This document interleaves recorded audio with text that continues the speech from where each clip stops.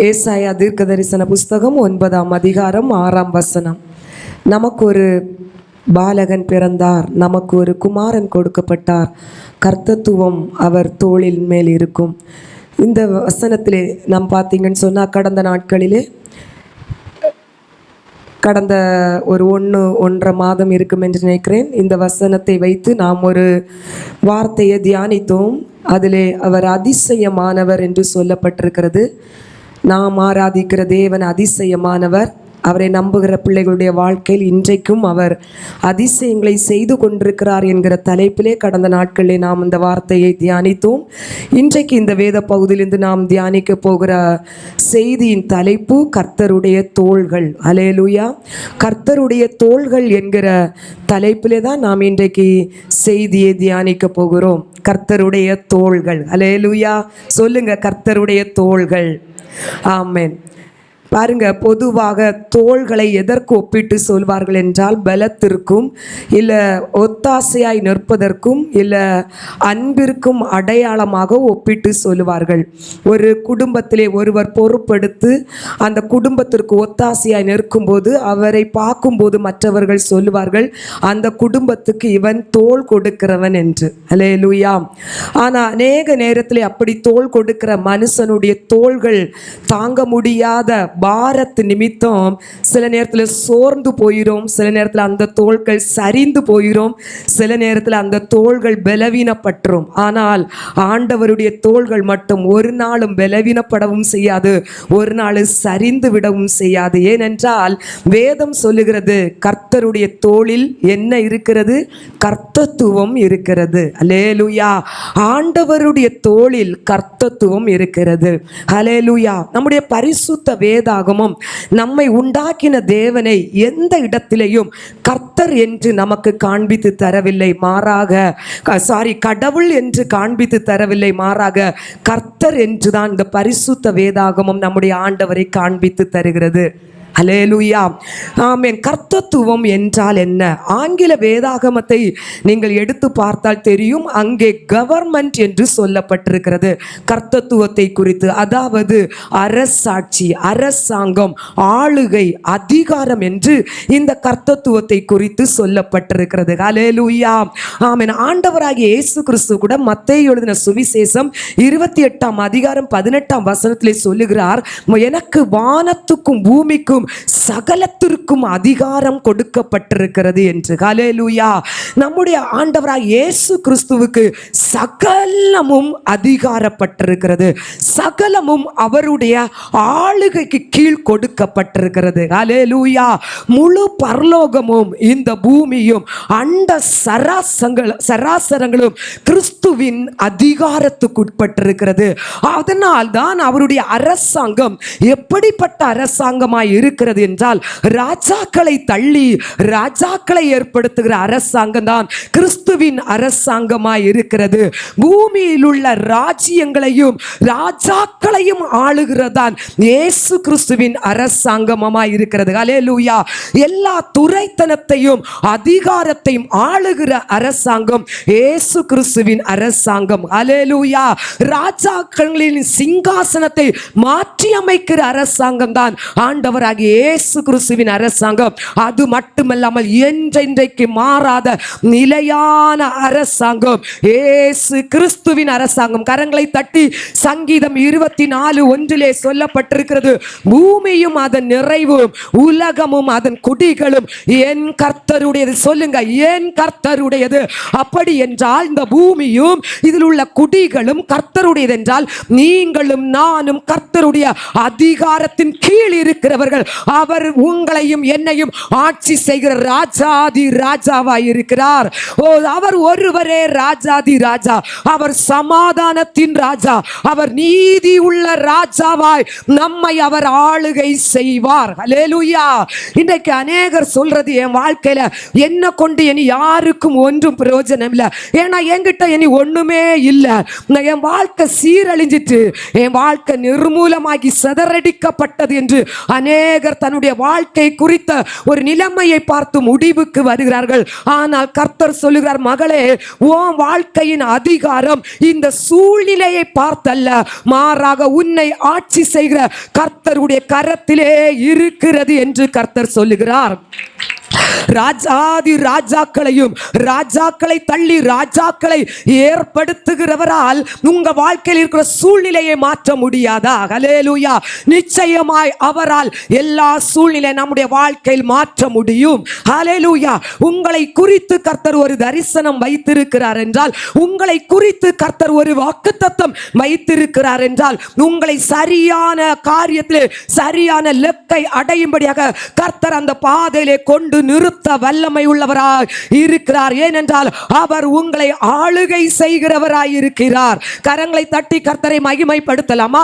மனிதன் ஒரு இந்த தேசத்தை ஆளுகை செய்யும் போது அநேக நேரத்தில் தவறுகள் வரும், அநேக நேரத்திலே குழப்பங்கள் வரும், அநேக நேரத்திலே பிரச்சனைகள் வந்துரும். அநீதியான அரசாட்சி அநேக நேரத்தில் மனுஷன் ஆளும் போது வருவதற்கு நேரிடும்.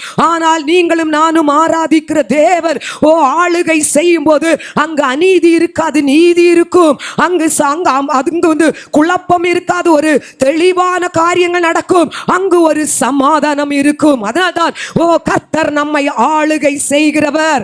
ஹல்லேலூயா.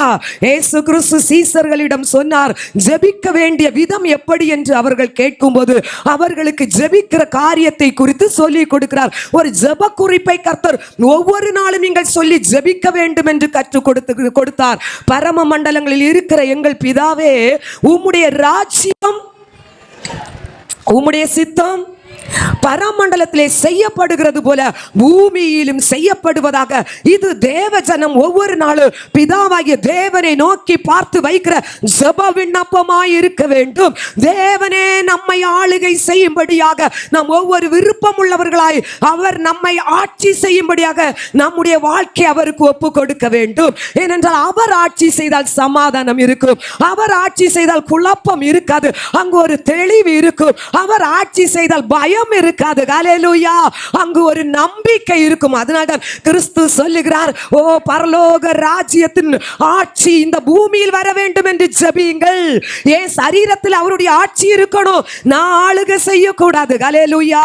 இன்றைக்கு அநேகருடைய சரீரத்தில் ஆளுகை செய்கிறது பயம், அநேகருடைய சரீரத்தில் ஆளுகை செய்கிறது சூழ்நிலை, வியாதி ஆளுகை செய்கிறது, தோல்வி ஆளுகை செய்கிறது. இந்த வசனத்தை கேட்கிற தேவஜனமே, இது முதல் உங்களை ஆளுகை செய்கிறது யாராய் இருக்க வேண்டும்? சொல்லுங்க. ஹல்லேலூயா. இயேசு நம்மை ஆட்சி செய்கிறவர்களாய் இருக்க வேண்டும். அதை தான் நீங்கள் எதிர்பார்க்க வேண்டும் என்று இயேசு இந்த ஜெப விண்ணப்பத்திலே நமக்கு கற்றுத் தருகிறார். ஹல்லேலூயா. கர்த்தர் நம்மை ஆளுகை செய்யும் போது ஹல்லேலூயா, எதை குறித்து நம்ம கவலைப்பட தேவையே இல்லை, அவசியமே வராது. ஹல்லேலூயா. ஹல்லேலூயா. பழைய காலத்துல எல்லாம் பார்த்தீங்கன்னா திருவிழா கடைகளுக்கு திருவிழா கடைகளில் தகப்பன் வந்து தன் பிள்ளைய கையை பிடிச்சி நடத்திட்டே போவார் பாருங்க. இப்படி நடத்தி போகும்போது ரொம்ப கூட்ட நெரிசல் வந்துட்டுன்னு சொன்னால் அந்த தகப்பன் உடனே என்ன பண்ணுவார், பிள்ளைய தன் கையை ரெண்டை நீட்டி பிள்ளைய தூக்கி தான் தோளில் வச்சுட்டு நடப்பார் திருவிழா கடையில். இப்போ பிள்ளைய பாருங்க, நீங்கள் எல்லாரும் தோளுக்கு மேலே உட்கார்ந்துருக்கிற பிள்ளைய இப்போ நீங்கள் பாருங்க, எதை குறிச்சும் கவலைப்படாது. அங்கே வழி பிரயாணத்தில் என்ன தடை இருந்தாலும் என்ன பிரச்சனை இருந்தாலும் குழந்தை பயப்படாது. இப்போ குழந்தை எப்படி இருக்கும், குதிரைக்கு மேல ராஜா இருந்தது மாதிரி. ஆமா, இங்க தோல்ல பிள்ளை உட்கார்ந்துருக்கான், அப்பாவுக்கு தலையையும் பிடிச்சிட்டு. அது முடிஞ்சுன்னா அப்பா வாங்கி கொடுத்த பலூனையும் ஊதி ஊதி கிளிக்கையும் போட்டு கிளிக்கி அப்படியே எல்லாத்தையும் பார்த்துட்டு இருக்கோம். ஒரு பயமா அதுக்கு அப்பாவுடைய தோல்ல இருக்கிற பிள்ளைக்கு ஒரு பயமும் இருக்காது. ஹல்லேலூயா. திடீர்னு கூட்ட நெரிசல மக்கள் வந்து தள்ளிட்டா கூட அந்த அப்பா என்ன பண்ணுவார் தெரியுமா, இந்த பிள்ளை விழுந்துடக்கூடாதுன்னு உடனே தான் கையை தூக்கி அந்த பிள்ளைய ரெண்டு காலை இறுக்கி பிடிச்சிருவாரு. கொஞ்சம் அசந்தா கூட பார்த்தீங்கன்னா பிள்ளை அப்படியே அவர் பலமா பிடிச்சிருப்பாரு. அதான் தோல்ல இருக்கிற தன்மை. ஹல்லேலூயா. நாம் ஆராதிக்கிற தேவனுடைய தோல்ல என்ன இருக்குது, அரசாட்சி இருக்கு, ஆளுகை இருக்கு, அதிகாரம் இருக்கு. அப்படி இருக்கும்போது உங்களுக்கும் எனக்கும் எந்த கவலையும் இல்லை. இதை எப்படி செய்வேன்? என் பிள்ளையுடைய வாழ்க்கையில இருக்கிற இந்த தடை எப்படி மாறும்? அல்லேலூயா. ஆமா, திருமண தடை எப்படி மாறும்? என் பிள்ளையுடைய கற்ப வாசலை கர்த்தர் எப்படி திறப்பார்? என் சூழ்நிலை எப்படி மாற்றப்படும்? ஒன்றும் கவலைப்பட வேண்டாம் தேவஜனமே. நீங்க கர்த்தருடைய ஆளுகைக்கு கீழ், அரசாட்சியின் கீழ் நீங்கள் இருப்பீர்கள் என்றால் கர்த்தர் உங்களுக்குரிய காரியங்களை அவர் நேர்த்தியாய் நிறைவேற்றி உங்கள் எல்லா காரியத்தையும் அவர் வாய்க்க செய்ய போதுமானவர். நீங்க கேட்கணும், ராஜாக்களை தள்ளி ராஜாக்களை ஏற்படுத்த ராஜாதி ராஜாவே, என் சூழ்நிலைகளை மாற்ற உம்மால் முடியும். ஹல்லேலூயா, ஆமென்.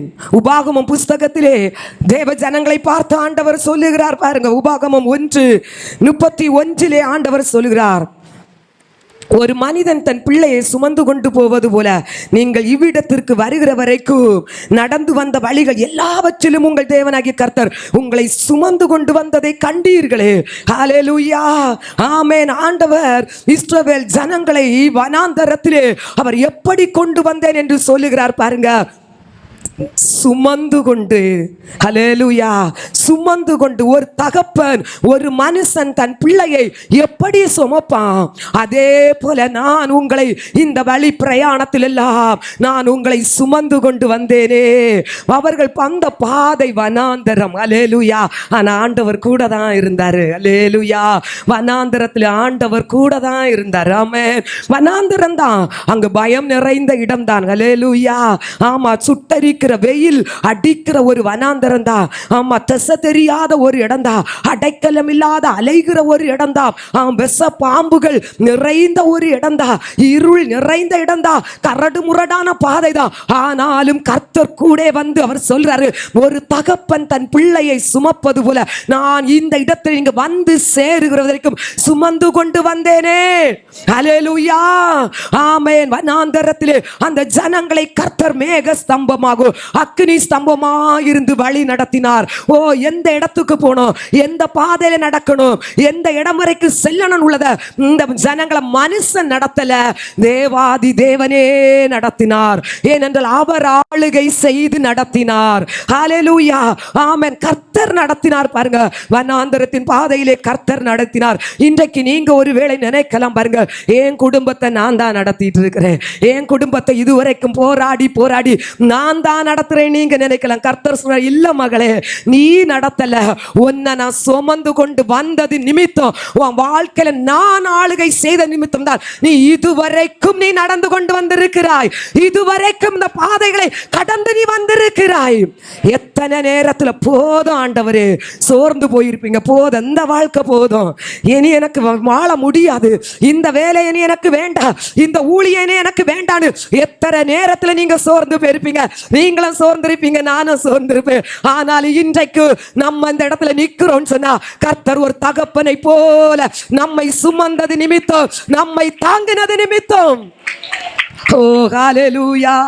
பல நேரங்கள் அழுதிருப்பீங்களே, அந்த அழுத நேரத்தில் எல்லாம் கர்த்தர் உங்களோடு தான் இருந்தார். பல நேரத்தில் உடைக்கப்பட்டு இருந்தீங்களே, அந்த நேரத்தில் கர்த்தர் உங்களுக்கு தெரியாமலே உங்களோடு இருந்து உங்களை ஆற்றி தேற்றி கொண்டு தான் இருந்தார். அந்த கர்த்தர் தான் சொல்றார், இதுவரைக்கும் நான் ஒரு தகப்பனை போல உன்னை சுமந்து வந்தேன். ஹல்லேலூயா, ஆமென். ஹல்லேலூயா. கர்த்தருடைய ஆளுகைக்குள்ள நீங்க வரும்போது தேவஜனமே, ஹல்லேலூயா, கர்த்தர் இதுவரைக்கும் சுமந்தவர், இதுவரைக்கும் நடத்தினவர், இனியும் அவர் நடத்துவார், இனியும் அவர் நடத்த போதுமானவர். விசுவாசிக்கிறீங்களா? ஏன்னா என்னை ஆளுகை செய்கிறது ஒரு மனுஷன் இல்லை, என்னை ஆளுகை செய்கிறது பிசாசு இல்லை, என்னை ஆளுகை செய்கிறது ராஜாதி ராஜா. ஹல்லேலூயா. என்னை உண்டாக்கின என் தெய்வம் என்னை ஆளுகை செய்யும் போது இதுவரைக்கும் நடத்தினார் என்றால் இனியும் அவர் நடத்துவார். ஹல்லேலூயா. பாருங்க, ஏசாயா 22:22 அங்கு ஒரு தோளை குறித்து சொல்லப்பட்டிருக்கிறது. ஒரு தோள், எப்படிப்பட்ட தோள் என்று சொல்லப்பட்டிருக்கிறது பாருங்க. தாவீதுடைய வீட்டின் துறவுகோலை அவன் தோளின் மேல் வைப்பேன், ஒருவரும் பூட்டக்கூடாதபடிக்கு அவன் திறப்பான், ஒருவரும் திறக்க கூடாதபடிக்கு ஆமென், ஹல்லேலூயா. ஒரு வித்தியாசமான ஒரு திறவுகோலை குறித்து இந்த ஏசாயா 22:22 வேதம் சொல்ல இருக்கு பாருங்க. ஆண்டவராய் இயேசு கிறிஸ்துவை குறித்த ஒரு தீர்க்க தரிசனம் தான் இந்த வேத வசனம். ஹல்லேலூயா. இங்கு சொல்லப்பட்ட இது தோல்ல என்ன திறவுகோல் வச்சிருக்கான் பாருங்க. ஒருக்க திறந்தா அடுத்த அந்த வாசலை பூட்ட முடியாது. ஒருக்க அந்த திறவுகோலால பூட்டிட்டா யாராலையும் அந்த வாசலை திறக்க முடியாது. அப்படிப்பட்ட ஒரு திறவுகோலை தான் ஆண்டவராக இயேசு கிறிஸ்துவின் தோளில் வைக்கப்பட்டிருக்கிறது என்று வேதம் சொல்லுகிறது. ஹல்லேலூயா. ஒரு ஆச்சரியமான அதிசயமான ஒரு தோளை உடையவர் தான் நாம் ஆராதிக்கிற ஆண்டவராக இயேசு கிறிஸ்து. ஹல்லேலூயா. அதிகாரம் உள்ள ஒரு திறவுகோல் இயேசு கிறிஸ்துவின் கரத்திலே இருக்கிறது. அதனால மத்தேயு 28:18 நாம் ஏற்கனவே வாசித்தோம். பூமிக்கும் வானத்துக்கும் சகலத்துக்கும் எனக்கு அதிகாரம் தந்திருக்கிறது என்று இயேசு சொல்லுகிறார். ஹல்லேலூயா. அவருடைய தோள்ல இருக்கிறது திறவுகோல். அந்த திறவுகோலினால திறந்தா எந்த சத்துருவாலும் பூட்ட முடியாது. அந்த திறவுகோலினால ஒரு கதவை பூட்டினா எந்த சத்துருவாலும் அடைக்க முடியாது. கர்த்தர் சொல்லுகிறார், உன் வாழ்க்கையில சில சத்துருவால அடைக்கப்பட்ட வாசல்கள், சில திறக்கப்பட்ட ஆசீர்வாதங்கள் திறந்து வெளியேற போக வேண்டும் என்று திறக்கப்பட்ட சில வாசல்களை கர்த்தர் அடைக்கும்படியாகவும் பூட்டும்படியாகவும் உனக்கு நான் அதிகாரம் தருவேன் என்கிறார். சில நன்மைகளை சூறையாடுகிற சத்துருவின் கிரியைகள் எந்த வழியா வருகிறதோ அந்த வாசலை நீங்க அடைக்கணும். சில நன்மைகளை சுதந்திரிக்க முடியாத பிசாசு எந்த வாசலை அடைச்சு வச்சிருக்கானோ அதை நீங்க திறக்கணும். அதற்கு தான் இயேசு கிறிஸ்துவிடம் அநேக திறவுகோல்களை பிதாவாகிய தேவன் கொடுத்திருக்கிறார். ஹல்லேலூயா. ஆமா, நன்மைய நீங்க திறக்கணும், தீமையை கொண்டு வருகிற கிரியைய நீங்க அடைக்கணும். ஹல்லேலூயா. ஆமா, எனக்கு அந்த அதிகாரமா நீங்க ஒருவேளை நினைக்கலாம், எனக்கு அந்த அதிகாரம் இருக்கா, நான் செய்ய முடியுமா? ஹல்லேலூயா. நீங்க இயேசு கிறிஸ்துவை விசுவாசித்தால் உங்களுக்கு அந்த அதிகாரம் உண்டு. ஹல்லேலூயா. ஆமா, நீங்க எத்தனையோ முறை சொல்றீங்களே, வசனத்தை வச்சு ஜெபிங்கன்னு சொல்றீங்க, இல்லது வாக்கு தத்தத்தை பிடிச்சிட்டு உறுதியா நில்லுங்க, ஒன்றும் வீட்டில் நடக்கலையேன்னு சொல்லிட்டு நீங்க பல நேரத்தில் யோசிக்கலாம். ஹல்லேலூயா. நீங்க அதை சொல்லி துதிக்க பார்த்தீங்கன்னா, அந்த வாக்கு தத்தங்களை பிடித்து கொண்டு அதிகாரத்தோடு பயன்படுத்த பார்த்தீங்கன்னா, 6 முறை எரிகோ இடியல, எதிர்பார்க்காத நேரம் 7வது முறை இடிந்து விழுந்தது. ஹல்லேலூயா. நிச்சயம் அதிகாரம் என்கிட்ட இருக்கிற அதிகாரம், அந்த காரியங்களை செயல்படுத்த வல்லமை உள்ளது என்று நீங்கள் விசுவாசத்தோடு நீங்க தொடர்ந்து நீங்கள் போராடுவீர்களா, நிச்சயமாக உங்களுக்கென்று சத்துருப்பு வைத்திருக்கிற சில கதவுகளை கர்த்தர் திறக்க வல்லமை உள்ளவர். அதிகாரம் எப்ப செயல்படும் தெரியுமா?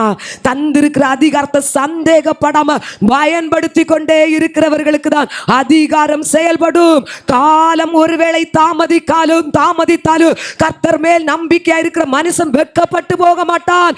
என் கர்த்தர் எனக்கு சில அதிகாரத்தை தந்திருக்கிறார், நான் அந்த அதிகாரத்தை எடுத்து பயன்படுத்தும் போது எனக்குரிய நன்மைகளை நான் சொந்தப்படுத்துவேன் என்று யாரெல்லாம் விசுவாசத்தோடு அந்த அதிகாரத்தை செயல்படுத்துகிறார்களோ அவர்களுடைய வாழ்க்கையில் நிச்சயமாய் என் தேவன் திறக்க முடியாதவைகளை திறப்பார், அடைக்க முடியாதவைகளை அடைப்பார். ஹல்லேலூயா. இயேசு கிறிஸ்து பேதுருவை பார்த்து சொல்ற, பேதுருவே, நான் உனக்கு பரலோகத்தின் திறவுகோலை தருவேன்.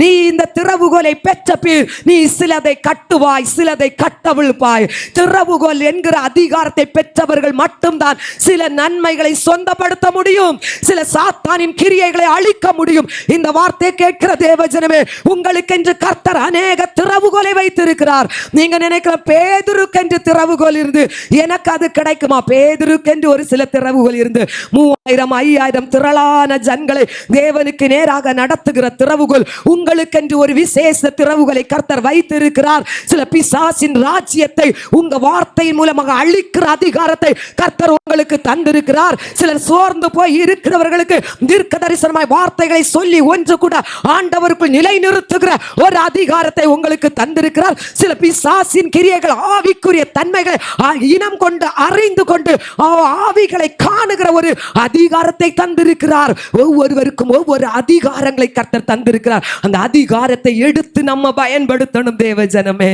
ஹல்லேலூயா, ஆமென். பேதுருக்கு கர்த்தர் அந்த அதிகாரத்தை கொடுத்தார். அதிகாரத்தை பேதுரு எடுத்து சரியாக பயன்படுத்தினார். ஹல்லேலூயா, ஆமென். சில நேரத்தில் காலம் தாமதமாக ஆகலாம். தாமதம் நிச்சயமாய் தேவனுடைய நாமத்தை மகிமைப்படுத்துகிற தாமதமாக தான் இருக்கும். ஹல்லேலூயா, ஹல்லேலூயா. கூப்பிடும் காக்கை குஞ்சுகளுக்கு கூட நான் ஆகாரம் கொடுப்பேன் என்று சொல்லுகிறவர். ஹல்லேலூயா. அநேக அடைக்கலாம் குருவிகளை பார்க்கிலும் நீங்கள் விசேஷித்தவர்கள் அல்லவா என்று நம்மளை பார்த்து சொன்ன தேவன் நம்முடைய வாழ்க்கையிலே. ஹல்லேலூயா, ஆமென். நம்முடைய நம்பிக்கை வீண் போக கர்த்தர் விட மாட்டார். காலம் ஒருவேளை தாமதிக்கலாம். ஓ ஹல்லேலூயா. லாசரு பலவீனப்பட்டிருக்கிறான், மரணத்துக்கு ஏதுவான வியாதியினால் பாதிக்கப்பட்டிருக்கிறான் என்கிற ஜெப விண்ணப்பம் இயேசு கிறிஸ்துவிடம் வந்தது. வந்தும் தாமதித்தார். ஹல்லேலூயா.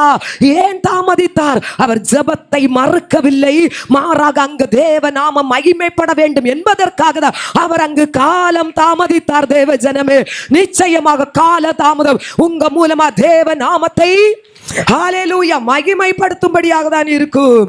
ஹல்லேலூயா, ஆமென். ஹல்லேலூயா. இன்னைக்கு நான் வாசனத்தை கேட்டுட்டு போறேன், ஆராதிக்கிறேன், ஆனா பிரச்சனை அப்படிதான் இருக்குன்னு சொல்லிட்டு பலர் சோர்ந்து போகிறாங்க. ஹல்லேலூயா. சிலர் அற்புதம் நடந்தாதான் ஆண்டவர் உண்டு நம்புறாங்க. ஹல்லேலூயா. நீங்க அற்புதம் நடந்தாலும் நடக்கலனாலும் என் தேவன் என்னோடு இருக்கிறார் என்று நம்பணும். அற்புதம் செய்கிறவர் என் கூட இருக்கிறார் என்று நீங்க நம்பும் போதுதான் நீங்க தேவ கரத்திலிருந்து நன்மைகளை பெற்றுக்கொள்ள முடியும். சில நேரத்தில் உபத்திரம், பாடு, இந்த அதிகாரம் சரியான விதத்தில் செயல்படுவதற்கு கர்த்தர் அனுமதிப்பார். அதனால்தான் தாவீது சொல்லுகிறார், நான் உபத்திரவப்பட்டது நல்லது, அதனால் உம்முடைய பிரமாணங்களை கற்றுக்கொண்டேன் என்று தாவீது சொல்லுகிறார். ஹல்லேலூயா. ஆண்டவருடைய வழி நடத்துதலை, ஆண்டவருடைய காரியங்களை எனக்கு கற்றுக்கொள்வதற்கு சில உபத்திரவங்கள் எனக்கு அவசியப்பட்டது.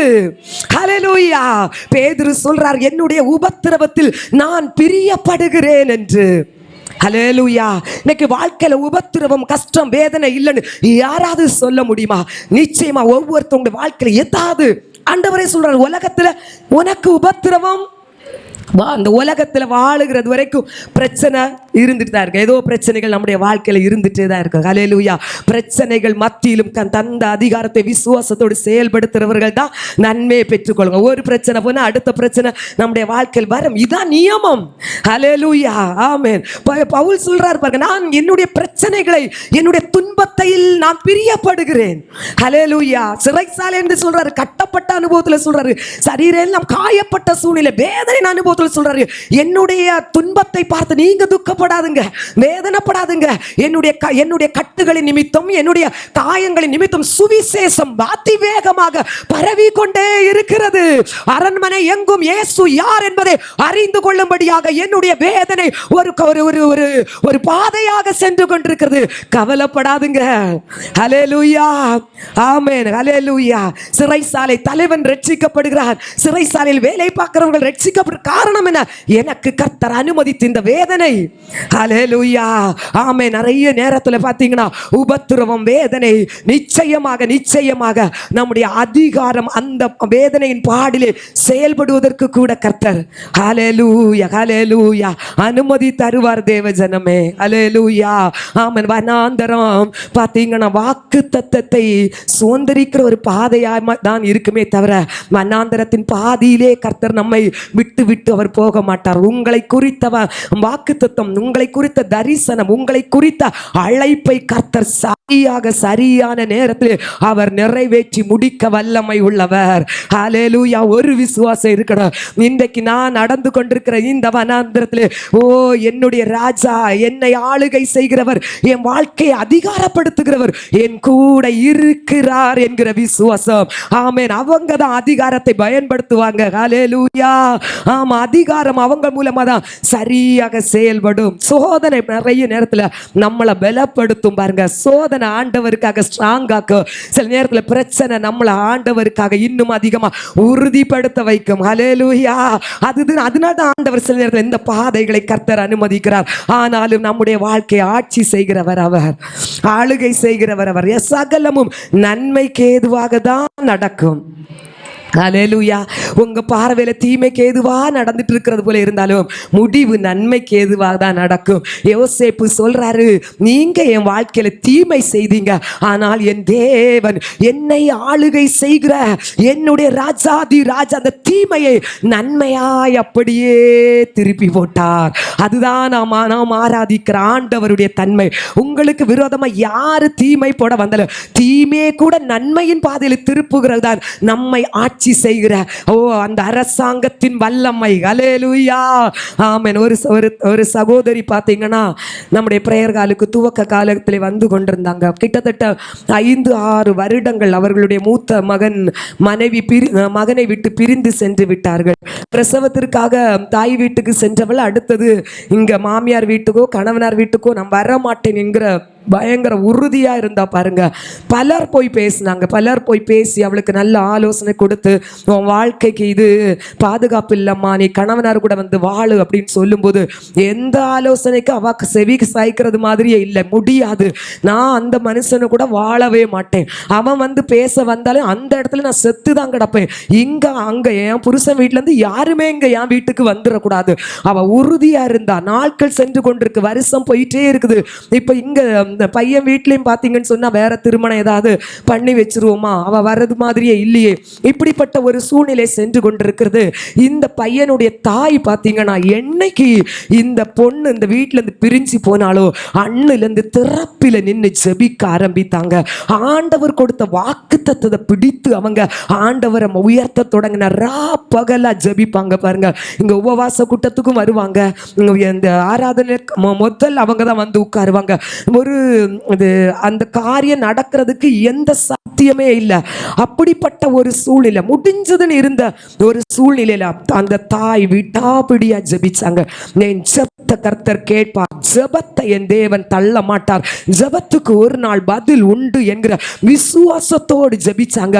ஆனா வந்த உடனே 4 மாசம் 5 மாசத்துல ஒன்னும் நடக்கல. ஹல்லேலூயா. 4-5 வருஷமும் தள்ளி போச்சுது. ஆனா இப்போ அவங்க கடந்த நாட்கள்ல அவங்க இப்போ கொஞ்சம் உடம்புக்கு முடியாம இருக்கிறனால தான் வர முடியல. ஆனா கடந்த நாட்கள்ல அவங்க என்கிட்ட மொபைல் மூலமா சொன்னாங்க பாருங்க, என் மருமக வந்து எங்க மகனு கூட வந்து வாழ வந்துட்டா, பிள்ளைகளோடு என் மகன் சந்தோஷமா இருக்கிறான். சாத்தியமே இல்லை. ஹல்லேலூயா. அப்படிப்பட்ட ஒரு காரியத்தை கர்த்தரால் மட்டும்தான் நடத்த முடியும். ஹல்லேலூயா. நிச்சயமாக இந்த பாதையில் அந்த தாய் அநேக காரியங்களை கற்றுக்கொண்டார்கள். ஹல்லேலூயா. இந்த பையனுடைய வாழ்க்கையில ஒரு புதிய ஒரு திருப்பு முனை உண்டாக வேண்டும் என்று அந்த சகோதரி இந்த பிரேயருக்கு வந்தாங்க. வசனத்தை ரொம்ப அவங்க வந்து தாகமா கேட்பாங்க, நோட்ஸ் எடுப்பாங்க, ஜெபத்துல நல்லா பலப்பட்டாங்க. ஹல்லேலூயா. இன்னைக்கு அன்னை பரலோக ராஜ்யத்துக்குரிய எல்லா காரியத்திலும் அவங்க சரியாக உருவாக்கப்பட்டாங்க. குடும்பத்தில் இருக்கிற சூழ்நிலையும் கர்த்தர் மாற்றினார். சில நேரத்தில் கர்த்தர் காலம் தாமதிக்கிறது நம்முடைய வாழ்க்கையில் அவருடைய மகிமை வெளிப்பட வேண்டும் என்பதற்காக. ஹல்லேலூயா. அதனால தான் சில நேரத்தில் உபத்திரவம் நமக்கு நல்லது. ஆமென். ஹல்லேலூயா. நம்மை ஆளுகை செய்கிறவர் அப்படியே ஒரு பாதாளத்தில் நம்மளை கொண்டு போட்டுட்டு அழகு பார்க்க மாட்டார். நிச்சயமா கொண்டு போக வேண்டிய இடத்துல சரியா கொண்டு போய் நம்மை நிறுத்துவார். உங்க வாழ்க்கையை நீங்க ஆண்டவற்றை ஒப்பு கொடுக்கணும். என் வாழ்க்கை உங்க கையில தரான்ப்பா. என் மகனுடைய வாழ்க்கையை என் மகளுடைய வாழ்க்கையை நீங்க ஆளுகை செய்யுங்கப்பா. இதுதான் நம்மளுடைய ஒவ்வொருவருடைய ஜெபமா இருக்கணும். நீங்க ஆட்சி செய்யுங்கப்பா, நல்ல ஆட்சி செய்வீங்க. ஆமென். ஹல்லேலூயா. நம்ம ஆண்டவருடைய சமூகத்தில் அப்படி கேட்கிறவர்களாக இருக்க வேண்டும். ஆமென். இன்னும் ஒரு வசனத்தை மட்டும் நான் வாசித்து நம்ம செய்தியை முடிக்கலாம். லூக்கா 15ஆம் அதிகாரம் 5-6 வசனங்கள். லூக்கா 15:5-6. கண்டுபிடித்த பின்பு அவன் சந்தோஷத்தோட அதை தன் தோள்களின் மேல் போட்டுக்கொண்டு வீட்டுக்கு வந்து சிநேகிதரையும் அயலகத்தாரையும் கூட வரவழைத்து, காணாமற் போன என் ஆட்டை கண்டுபிடித்தேன், என்னோடு கூட சந்தோஷப்படுங்கள் என்பான் அல்லவா. இப்ப 2வது தோள் என்ன பாருங்க. ஹல்லேலூயா. சுமக்கும் தோள். முதலாவது என்ன தோள்? திறவுகோலை வைக்கிற தோளா இருந்தது. ஹல்லேலூயா. அதிகாரம்.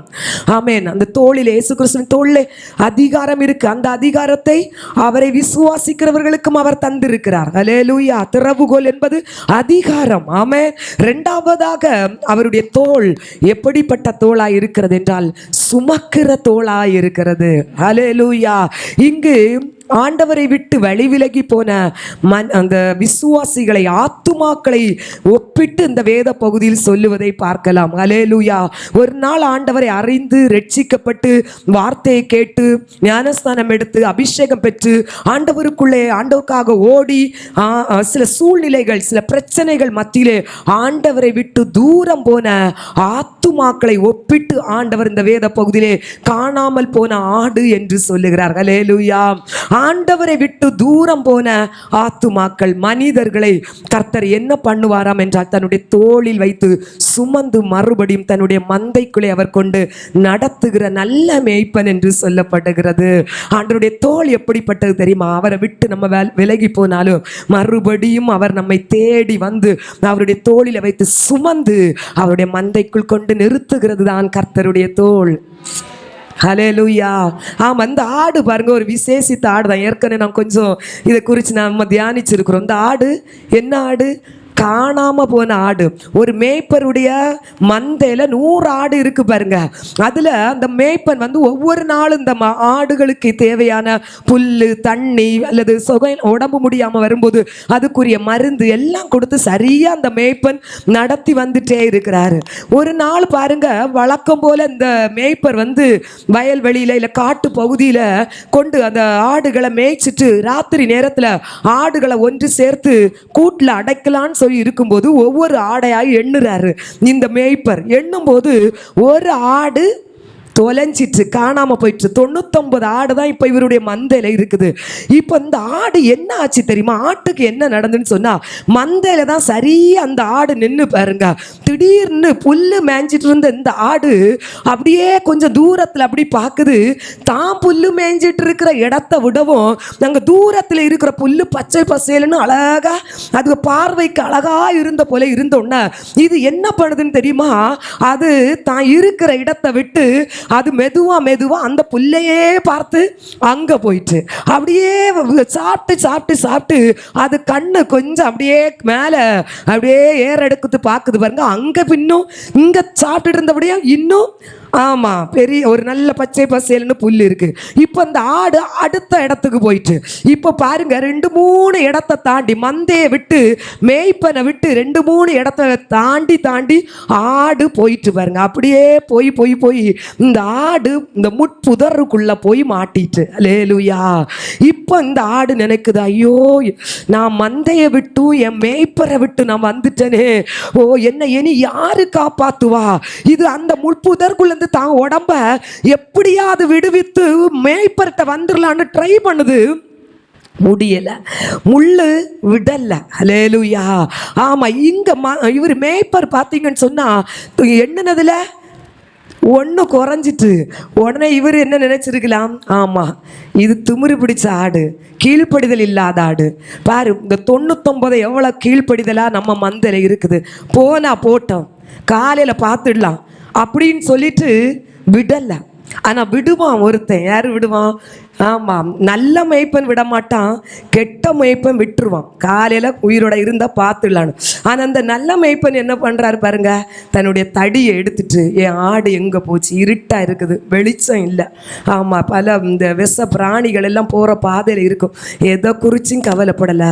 காணாமல் போன ஆடு எங்கே போய் சிக்கிட்டு இருக்கிறோம், எவ்வளோ கஷ்டப்படுதோ, எவ்வளோ வேதனைப்படுதோ, அந்த எண்ணத்தோட ஆடை தேடி போகிறாரு மேய்ப்பர். அல்லேலூயா. இன்னைக்கு நிறைய நேரத்துல இந்த காணாம போன ஆடை போலதான் நம்மள நிறைய நேரத்துல இருக்கிறோம். ஆண்டவர் அவருடைய விலையேற பெற்ற இரத்தத்தினால நம்மளை மீட்டெடுத்து அவருடைய சபை என்கிற ஒரு ஐக்கியத்துல கொண்டு நிறுத்தின பிறகு சில சின்ன தேவைகளும் சின்ன பிரச்சனைகளும் வரும்போது நம்மள சில நேரத்துல அங்க போயிடலாமா இங்க போயிடலாமான்னு அலைஞ்சிட்டு இருப்போம் பாருங்க. கர்த்தர் ஒரு மந்தைக்குள்ள நம்மளை கொண்டு ஒரு தரிசனத்தோட நிலை நிறுத்தி இருக்காருன்னா அங்க நமக்கு தேவையான ஆகாரத்தை தருவாரு. அல்லேலூயா. ஆமா, இது என்ன பண்ணுதுன்னு தெரியுமா? அப்படியே போயிட்டு பாருங்க. நம்மளும் அப்படிதான். அங்க குறி சொல்லுவனும், அங்க ஜாதகத்தை பார்த்து சரியா சொல்லுவனும், கைரேகை பார்த்து சரியா கணிச்சிருவனும். இப்படின்னு சொல்லிட்டு பலர் நமக்கு ஆசை காட்டணும்னா நம்மள என்ன ஆண்டவரை விட்டுட்டு ஆண்டவருடைய பிள்ளைகளுடைய ஐக்கியத்தை விட்டுட்டு நம்ம எங்கேயோ போய் ஏதோ ஒரு சிக்கல்ல போய் மாட்டிடுவோம். ஹல்லேலூயா. மாட்டின பிறகும் கூட்டிட்டு போனவங்க எல்லாம் கை விட்டுருவாங்க பாருங்க, இனி எனக்கு முடியாதுன்னு. அங்க இருந்துட்டு மறுபடியும் ஆண்டவரேன்னு கூப்பிடுவோம் பாருங்க. அப்பமோ அவர் நம்மளை தேடி வருகிற நல்ல மேய்ப்பராய் நல்ல தகப்பனாய் இருக்கிறார். ஹல்லேலூயா. ஆமாம், உபாகம புஸ்தகத்தில் நீங்கள் பார்க்க வேண்டாம். உபாகம புஸ்தகத்தில் மோசே தன்னுடைய ஊழியத்தின் கடைசி நாட்களில் இஸ்ரவேல் ஜனங்களை பார்த்து சொல்கிறாரு, ஜனமே, அந்த எகிப்து என்கிற அடிமைத்தனத்தில் இந்த ஆண்டவர் உங்களை கூட்டிகிட்டு வந்து இந்த ஆசீர்வாதமான கானானுக்குள்ளே வச்சிருக்கிறாரு. ஆனால் நீங்கள் ஆண்டவருடைய வார்த்தைக்கு கீழ்ப்படிந்து அவருடைய கற்பனைகளின் படி நடந்தா கர்த்தர் உங்களை கைவிட மாட்டார். ஆனால் எப்போ ஆண்டவருடைய வார்த்தை கீழ்ப்படியாமல் மனம் போன போக்கில் வாழ்றீங்களோ அப்போ ஆண்டவர் அந்நிய ராஜா கையில உங்களை ஒப்பு கொடுப்பாரு. நீங்க அந்நிய ஜாதிகள் மத்தியில அடிமைத்தனமா இருப்பீங்க. அங்க உங்களுக்கு அழிவும் ஆபத்தும் நாச மோசமும் நடக்கும். ஆனா அந்த நேரத்திலும் எங்களை அழைத்த எங்கள் தேவன் ஒருவர் எங்களுக்கென்று இருக்கிறார் என்கிற விசுவாசத்தோடு அந்த அடிமைத்தனத்தின் மத்தியிலும் அழிவில் இருந்தும் ஆண்டவரை உண்மையாய் நீங்கள் தேடுவீர்களானால், முழு இருதயத்தோடு முழு உள்ளத்தோடு முழு பலத்தோடு ஆண்டவரேன்னு நீங்க தேடுவீர்களானால் கர்த்தர் உங்களை அந்த அழிவிலிருந்து தூக்கி உங்களை பாதுகாப்பார் என்று மோசே இஸ்ரவேல் ஜனங்களை பார்த்து சொல்கிறார். ஏன் நீங்க ஆண்டவரை விட்டு காணாமல் போன ஆடை போல தூரம் போனாலும் ஏன் உங்களை தேடி வந்து அவர் அந்த அழிவிலிருந்து காப்பாற்றுவார் என்றால், உங்கள் மேல் அவர் மிகுந்த மனதுருக்கத்தோடும் அன்போடும் இருக்கிறது நிமித்தமே கர்த்தர் நீங்க எத்தனை ஆபத்தில் சிக்கினாலும் எத்தனை அழிவின் பாதையில சென்றாலும் உண்மையாய் கூப்பிடுவீர்களானால் கர்த்தர் விரைந்து ஓடி வந்து உங்களை அந்த இடத்துல தூக்கி பாதுகாப்பார். அதுதான் நாம் ஆராதிக்கிற நல்ல மேய்ப்பனுடைய குணாதிசயம். ஹல்லேலூயா. இப்ப இந்த மேய்ப்பன் பாருங்க, அந்த இருட்டு பகுதியில அந்த காட்டு பகுதியில நடந்து போயிட்டே இருக்கிறாரு. ஹல்லேலூயா. அங்கு சிக்கின ஆடு அங்கிருந்து கூப்பிடுது, முழு உள்ளத்தோடு முழு பலத்தோடு முழு இருதயத்தோடு கூப்பிடுது. எப்படி கூப்பிடுது? மேனு கூப்பிடுது பாருங்க. இப்ப மேய்ப்பனும் கூப்பிட்டுட்டே போறாரு. சிலர் ஆடுகளுக்கு பேர் வச்சிருப்பாங்க, சிலர் ஆடுக்கு புரியிற ஏதோ ஒரு பாஷைய வச்சிருப்பாங்க. அந்த வார்த்தையை சொல்லி சொல்லி கூப்பிட்டுட்டே அந்த இருளான பாதையில மேய்ப்பன் நடந்து போயிட்டே இருக்கிறான் பாருங்க. இப்ப அந்த ஆட்டுக்குட்டி, காணாம போன முட்புதர்ல சிக்கி கொண்ட ஆட்டுக்குட்டி தன்னுடைய எஜமானுடைய சத்தத்தை கேட்டு விட்டது. அது சத்தம் கொடுக்குது பாருங்க. இப்ப அந்த மேய்ப்பன் ஓடோடி போறாரு. ஓடி போய் முட்புதர்லே மாட்டியிருந்த அந்த ஆட்டை ஒரு சேதமும் அணுகாதபடி, ஒரு காயமும் அதனுடைய சரீரத்தில் படாதபடி தன்னுடைய 2 கரங்களால் தூக்கி அவர் தன்னுடைய தோளிலே வைத்து சுமந்து நடக்கிற நல்ல மேய்ப்பனாய் இருக்கிறார். ஹல்லேலூயா. முட்புதரிலிருந்து தூக்கி சரி போ நடன்னு சொல்லி அவர் விடல. என் ஆடு இந்த சூழ்நிலை மத்தியிலும் காலையிலிருந்து சாயங்காலமே இந்த முட்புதர்ல மாட்டின நிமித்தம் அதோடைய சரீரம் பலவீனப்பட்டிருக்கிறோம், அது சரீரம் ரொம்ப சோர்ந்து இருக்கிறோம், அதால நடக்க முடியாது. நான் சுமந்து போனாதான் என்னுடைய அந்த மந்தைக்குள்ளே சரியா கொண்டு அதை நான் நடத்த முடியும் என்று அந்த நல்ல மேய்ப்பன் அறிந்தது நிமித்தம் தன்னுடைய தோளிலே வைத்து சுமந்து கொண்டு போகிறார். ஹல்லேலூயா. இன்றைக்கு நாம் ஆண்டவரை விட்டு தூரம் போற அனுபவத்திலே பல நேரம் இருந்திருப்போம். ஆனாலும் கர்த்தர் நம்மை தேடி வந்து நம்மை மீட்டெடுத்து அவர் எங்கே வைத்து சுமந்தார் தெரியுமா? தன்னுடைய அதிகாரத்தின் கீழ், தன்னுடைய ஆளுகையின் கீழ், தன்னுடைய அரசாட்சியின் கீழ் வைத்து நம்மை அவர் நடத்தி இன்றைக்கு இந்த பகல் வேளையிலே ஆண்டவருடைய சமூகத்திலே கர்த்தர் கொண்டு வைத்திருக்கிறார். கரங்களை தட்டி அதான் சுமக்கிற தோள். ஹல்லேலூயா. ஆமென். போயிட்டியே, எத்தனை பிரசங்கம் கேட்டிருப்ப, எத்தனை நன்மைகளை உன் வாழ்க்கையில செய்திருக்கிறேன். கடிந்து கொண்டு தண்டிக்கிற தெய்வம் அல்ல. ஹல்லேலூயா. ஆமா, நம்ம மாட்டிட்டோன்னு சொன்னா ஆடை முதல்ல பிடிச்சிட்டு சிலர் அடிப்போம், சிலர் என்ன சொல்லுவோம், ஆமா திட்டுவோம், நல்லா திட்டுவோம். உனக்கு கீழ்ப்படிதல் உண்டா, உனக்கு புத்தி இருக்குதா, என்னெல்லாமோ ஆட சொல்லுவோம். ஆமென். ஹல்லேலூயா. ஆண்டவர் நம்மை கடிந்து கொள்ளுகிறவர்ல, மாறாக நம்மை அவர் மார்போடு அரவணைத்து நம்மை வழி நடத்துகிற நல்ல தகப்பனாயிருக்கிறார். ஹல்லேலூயா. ஆமென். தேவஜனமே, ஆண்டவருடைய சமூகத்தில் என் சொந்த புத்தியில நான் சாயாம ஆண்டவரே என்னை நீங்க ஆளுகை செய்து வழி நடத்துங்க என்று கேட்கணும். என் சொந்த புத்தியில நான் போய் சிக்கல்ல மாட்டிடுவேன், நான் வேதனைப்பட்டுருவேன்ப்பா, கஷ்டப்பட்டுருவேன், என்னை நீங்க ஆளுகை செய்யுங்க நீங்க கேளுங்க. கர்த்தத்துவம் அவர் தோளின் மேல் இருக்கிறது. ஹல்லேலூயா. ஆமா, கர்த்தத்துவம் கர்த்தருடைய தோளின் மேல் இருக்கிறது. அந்த கர்த்தத்துவத்தின் அடிப்படையிலே கர்த்தர் நம்மை ஆளுகை செய்வாரானால் நிச்சயமாக நம்முடைய வாழ்க்கை சமாதானமாக பயம் இல்லாம ஆசீர்வாதமாக நடக்கும். ஏற்ற நேரத்திலே அவருடைய மந்தையில இருக்கிற ஆட்டுக்குட்டியாய் நீங்க இருக்குமே, ஆனால் உங்க தேவை எப்போ என்பதை பார்த்து அவர் சரியான நேரத்தில் நடத்துகிற நல்ல மேய்ப்பனாய் இருக்கிறார். ஆமென்.